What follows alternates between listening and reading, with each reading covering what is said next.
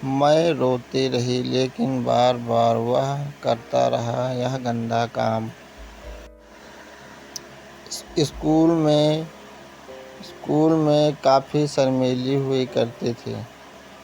पढ़ने में ठीक ठाक, आंखों पर चश्मे के साथ बालों में तेल हुआ करता था और घुटनों में नीची तक स्कर्ट पहनती थी।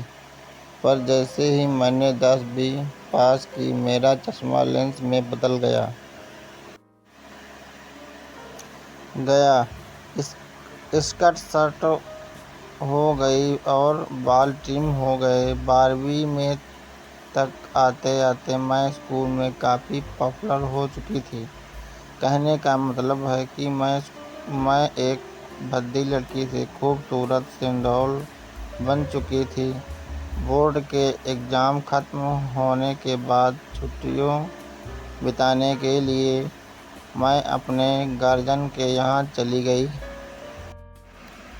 छुट्टियाँ ख़त्म हुई और मेरा रिजल्ट निकला, तभी मुझे एक अज्ञात नंबर का से फ़ोन आया। मुझे बताया कि ये लड़का मुझसे कितना प्यार करता है। जैसे जैसे मैं ये शब्द सुन रही थी, मेरे दिमाग में उसी लड़के का चेहरा घूम रहा था जो मुझे उस दिन अपनी गाड़ी के शीशे से घूर रहा था। यह वही लड़का था जो अपनी कैसनोवा से देख रहा था। मुझे उससे प्यार हो गया। हमने मिलना जुलना शुरू कर दिया और यह मुझे अच्छा लगने लगा। मुझे लगा कि इस लड़के के बारे में जो लोग बोलते हैं वह एकदम गलत है। कुछ दिन बीत जाने के बाद इसने मुझसे पूछा, क्या तुम वर्जिन हो? मैंने हाँ बोला। उसने कहा, मैं नहीं मानता क्योंकि तुम सारी लड़कियां हर वक्त यही बोलती हो।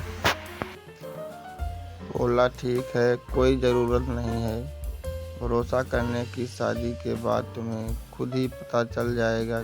और वो मुस्करा दिया। कुछ दिनों के बाद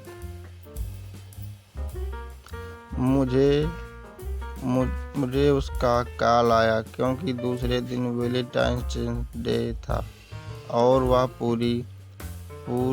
पूरे दिन मेरे साथ ही बिताना चाहता था। वह इतना ज़्यादा एक्साइटेड था कि इस बात से मुझे पूरी रात नींद नहीं आई।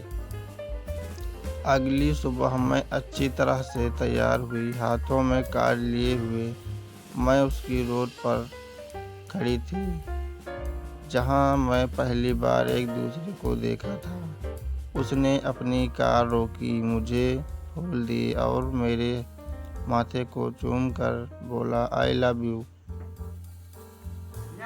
मैं रो रही थी और छोड़ने की जिद कर रही थी, लेकिन वह एक नहीं सुन रहा था। जब उसने मेरा रेप करना बंद कर दिया तब उसने कहा, हाउ यू रियली आर। कुछ सालों के बाद मैंने जिस इंसान से शादी की जिसकी पहले ही शादी हो चुकी थी, लेकिन मेरे से यह बात छुपाई गई। मेरे लिए यह फिर से एक रेप जैसा अनुभव था।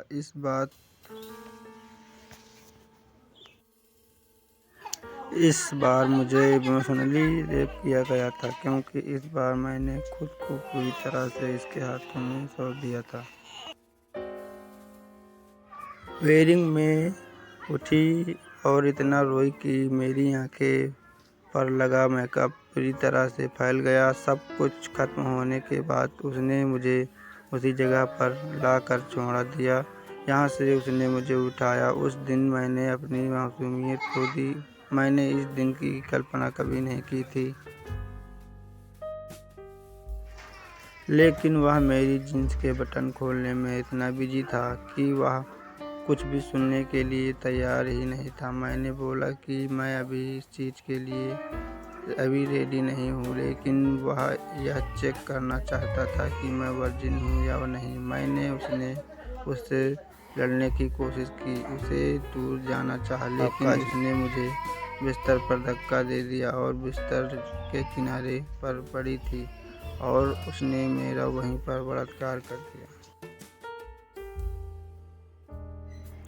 मेरे पति मेरी बिना इच्छा के मेरे साथ सेक्स करता है। अब मैंने डिवोर्स दे रखा है, लेकिन अभी भी मैं ये सोचती रहती हूँ कि आखिर मेरी गलती क्या थी। मैंने सब कुछ अपने प्यार को दे दिया था, फिर भी मेरा बार बार रेप होता था। अगर इस कहानी से आपके मन को पिघला दिया हो तो इसे शेयर करना ना भूलें और हमारे चैनल को सब्सक्राइब ज़रूर करें और वीडियो को लाइक ज़रूर करें। आप सभी को मेरी तरफ से वीडियो देखने के लिए बहुत बहुत धन्यवाद। आपका स्नेह सदैव बना रहे।